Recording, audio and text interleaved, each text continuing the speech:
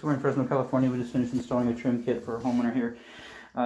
They had some new tile, it looks like a new tub set, and apparently another plumber came out and set the rough-in valve. So the valve's not ours, and it's not strapped on the wall.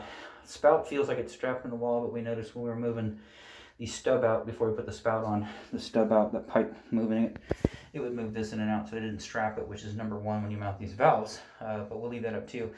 Anyways, nice trim kit by Kohler. This is provided by the homeowner, the Capilano, and there's the number right there.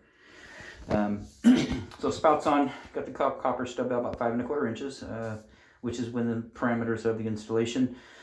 Just one set screw here in the front where it connects to the copper. Nice little cover plate for the spout, so that looks good. And of course, this is the new Kohler valve, the right temp. The old one, they stopped manufacturing a few years back, so it's the new right temp valves in there. So that just twists on that discussion, large discussion, just twist into that plate right there. That's good. And then up here, shower head's installed pretty deep in the wall. You can see that arm is almost too deep. So anyways, Teflon tape right there, and this is just hand tight. It's got a rubber gasket in there, so you should be okay there. We're gonna run a little bit of water down just to make sure. Besides that, everything here looks good. Outside of that, this installation is done. Oh, quick note. Silicone.